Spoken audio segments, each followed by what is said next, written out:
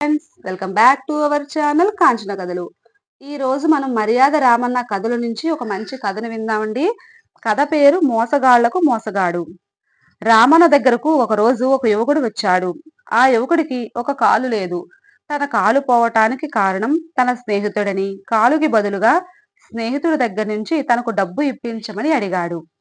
నీ కాలు పోవటానికి నిజంగా నీ స్నేహితుడు కారణమైతే తప్పకుండా నీకు న్యాయం జరిపిస్తాను అంటూ హామీ ఇచ్చాడు మర్యాద రామన్న. మాది హరిహరామపురం.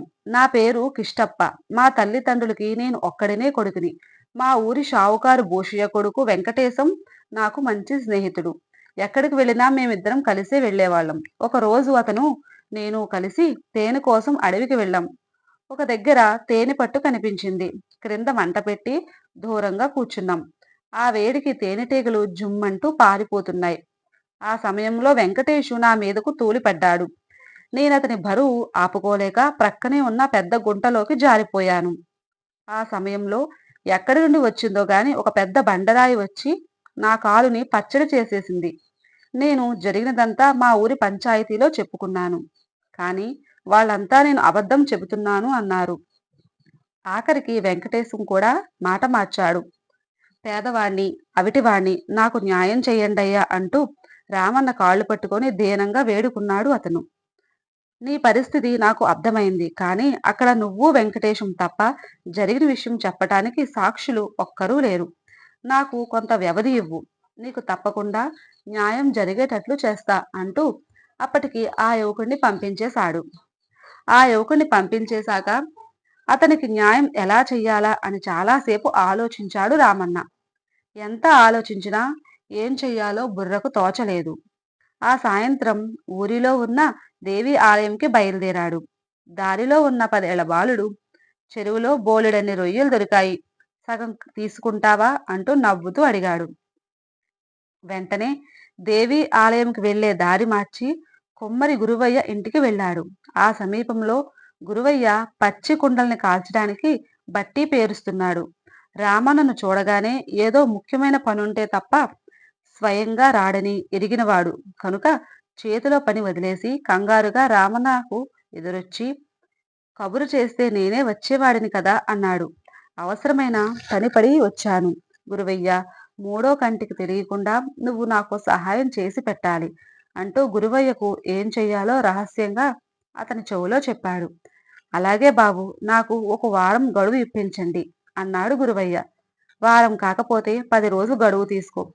ఎవ్వరికీ ఏ అనుమానం రాకుండా ఉండేటట్లు చూడు అని గురువయ్యకు జాగ్రత్త చెప్పి కదిలాడు మర్యాద రామన్న. సరిగ్గా వారం రోజుల తరువాత గురువయ్య వచ్చి రామన్నను కలిసి, మీరు చెప్పినట్లు నా పని పూర్తి చేశాను అని చెప్పి వెళ్ళిపోయాడు.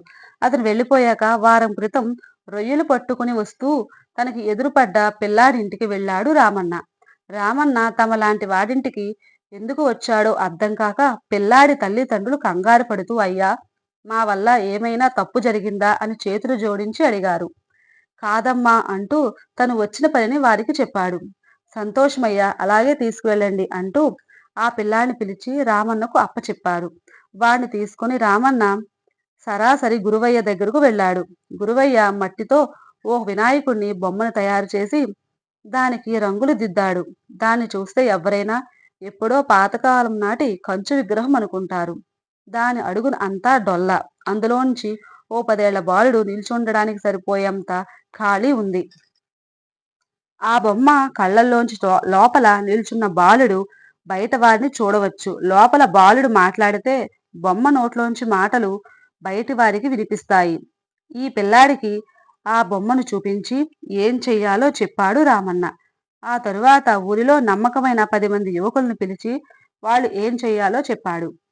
తెల్లారేసరికల్లా ఆ యువకుడు పిల్లాడిని, వినాయకుడి బొమ్మను తీసుకొని హరిహరాపురం చేరుకొని చెరువు కట్ట మీద ఓ చెట్టు క్రింద బొమ్మ లోపల పిల్లాడిని కూర్చోబెట్టి భజనలు చేయసాగారు.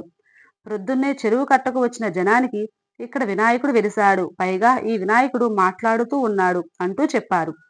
రామన్న పంపిన యువకులు. క్షణాల్లో హరిహరాపురం అంతా ఆ వార్త పాగిపోయింది. జనం మాట్లాడే వినాయకుడిని చూడడానికి గుంపులు గుంపులుగా రాసాగారు. వినాయకుడికి దగ్గరగా వెళ్ళి అందరికీ ఓం నమశివాయ అంటూ పంచాక్షరి మంత్రం వినిపించసాగింది. ఆ నోట ఈ నోట మాట్లాడే వినాయకుడి గురించి విన్న షావుకారు భూషయ్య, అతని కొడుకు వెంకటేశు కూడా అక్కడికి చేరుకున్నారు. ఆ సమయానికి మర్యాద రామన్న కూడా అక్కడికి వచ్చారు. జనం అందరూ వినాయకుడు తపస్సు చేసుకుంటూ ఉన్నాడు. మన ఊరికి ఏదో మంచి ఎక్కడా చోటు లేనట్లు మన ఊరి చెరువు కట్ట కింద వెలిశాడు అంటూ చెవులు కొరుక్కోసాగారు. అదే మంచి అదునుగా భావించిన మర్యాద రామన్న ఆ గుంపులోనే ఉన్న కిష్టప్పకు రహస్యంగా సైగ చేశాడు. కిష్టప్ప జనాలందరినీ తప్పించుకుని వినాయకుడు బొమ్మ దగ్గర కదులుతూ, స్వామి వినాయక, నీ మహిమను కళ్ళారా చూస్తున్నాను. స్వామి అవిటివాడిని, నాకు నువ్వే ఏదన్నా దారి చూపించు అంటూ దీనంగా వేడుకుంటూ సాష్టాంగ పడ్డాడు. నాయనా కిష్టప్ప, లే నాయనా లే, ప్రస్తుతం తపస్సులో ఉన్నాను. నీవు రేపు వస్తే నీకు వరం ఇస్తాను అంటూ బొమ్మలోంచి మాటలు వినిపించాయి. జనాలంతా నోటికి తాళాలు వేసి గుడ్లు అప్పగించి చూడసాగారు. స్వామి అవిటివాడిని కనికరించు అంటూ మళ్ళీ వేడుకున్నాడు కిష్టప్ప. సరే, నీకో వరం ఇస్తున్నాను. అది నువ్వు అవిటివాడివన్న జాలితో. నువ్వు రేపు ఎన్ని కొబ్బరికాయలు కొడితే నీకు అన్ని రత్నాలు దొరుకుతాయి. కానీ నీకు అవిటతరం ఎవరి వల్ల కలిగిందో వారికి సగం రత్నాలు ఇవ్వాలి. ఈ నియమం తప్పితే నీకు తక్కిన రత్నాలు రాళ్లుగా మారిపోతాయి. భక్తులారా, ఒక పుణ్యకార్యం కోసం ఇక్కడ తపస్సు చేస్తున్నాను. మీరంతా ఈ ప్రదేశం ఖాళీ చేసి వెళ్ళిపోయి రేపు ఉదయం రండి. మీ కోరికలు తీరుస్తాను అన్నాడు వినాయకుడు. వెళ్ళకపోతే వినాయకుడికి కోపం వస్తుందని చూడటానికి వచ్చిన జనమంతా ఆ ప్రదేశం ఖాళీ చేసి వెళ్ళిపోయారు. అందరితో పాటుగా వెళ్ళిపోయి మళ్ళీ ఎవ్వరూ చూడకుండా వెనక్కు తిరిగి వచ్చి అవిటికాలితో నెమ్మదిగా నడుస్తున్న కిష్టప్పను కలుసుకున్నారు వెంకటేశు భూషయ్యలు. కిష్టప్ప, వినాయకుడు చెప్పినట్లు నీకు దొరికే రత్నాల్లో సగం రత్నాలు నా కొడుకు వెంకటేష్కి ఇవ్వాలన్న విషయం గుర్తుంచుకో అన్నాడు భూషయ్య. ఎందుకు? ఏం తెలియనట్లు అమాయకంగా ప్రశ్నించాడు కిష్టప్ప. ఎందుకేంటి? నీ కాలు పోవటానికి కారణమైన వాడికి సగం రత్నాలు ఇవ్వాలని వినాయకుడు చెప్పాడుగా. నా కాలు పోవటానికి నీ కొడుకు కారణం కాదన్నాడుగా అన్నాడు కిష్టప్ప మొండిగా. కాదు, నేనే కారణం. ఆ తేనె చూడగానే నాకు నోరు ఊరింది. అది నేనొక్కడనే తిందామని, నీ మీద పడ్డట్లు నటిస్తే నువ్వు గుంటలో పడిపోతావని తెలిసే ఆ పని చేశాను అంటూ నిజం చెప్పాడు వెంకటేశు. మరి పంచాయతీలో ఒప్పుకోలేదుగా. కావాలంటే ఇప్పుడు ఒప్పుకుంటాను అన్నాడు వెంకటేశు. అవును, ఒప్పుకుంటాడు అంటూ కొడుకుకి వంత పాడాడు భూషయ్య. ఈ మాట మీరు పంచాయతీలో ఒప్పుకొని నేను అబద్ధం చెప్పలేదని పెద్దల ముందు నిరూపిస్తే ఆ రత్నాలలో భాగం ఇవ్వటానికి నాకు అభ్యంతరం లేదు అని చెప్పి కుంటుకుంటూ ముందుకు కదిలాడు కిష్టప్ప. ఆ సాయంత్రం తనే పంచాయతీ పెట్టించాడు వెంకటేశు. జరిగిన విషయమంతా పెద్దలకు చెప్పి, ఆ రోజు నేను అబద్ధం చెప్పాను, నన్ను క్షమించండి అన్నాడు. అదే సమయానికి మర్యాద రామన్న అక్కడకు వచ్చాడు. అతన్ని చూసిన పంచాయతీ పెద్దలు సాదరంగా ఆహ్వానించి, మంచి సమయానికి వచ్చారు, ఈ తగువు మీరే తీర్పు చెప్పండి అంటూ జరిగిన విషయం వివరించారు. ఏమీ తెలియనట్లు అంతా విన్నాడు రామన్న. ఆ తరువాత తన తీర్పుని ఇలా చెప్పాడు. కిష్టప్ప కాలుపోవటానికి తనే కారణం అని వెంకటేశు ఒప్పుకున్నాడు కనుక నష్టపరిహారంగా 1 ఎకరా పొలం, 40 బస్తాల ధాన్యం, 2 పాడి గేదెలను ఇవ్వవలసిందే అంటూ తన తీర్పును చెప్పాడు రామన్న. రాబోయే రత్నాల ముందు ఈ ఖర్చు ఎంత అనుకుని, అలాగే కిష్టప్పకి మీరు చెప్పిన నష్టపరిహారం చెల్లించుకుంటాం అంటూ వెంకటేశుకు మారుగా భూషయ్య మాట ఇచ్చి, అయ్యా రామన్న గారు, మీరు మరొక తీర్పు కూడా ఇవ్వాలి అన్నాడు. చెప్పండి అన్నాడు రామన్న గంభీరంగా.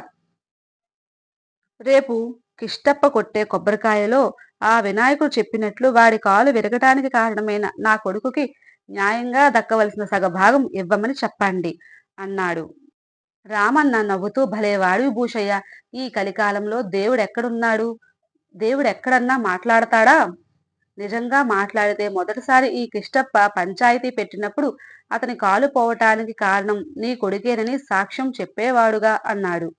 రామన్న మాటలలో మర్మం అక్కడున్న అందరితో పాటు భూషయ్య, వెంకటేష్కు కూడా అర్థమైంది. ఫ్రెండ్స్, మీకు కనుక ఈ కథ నచ్చినట్టయితే లైక్ చేయండి, షేర్ చేయండి, సబ్స్క్రైబ్ చేసుకోండి. Thank you.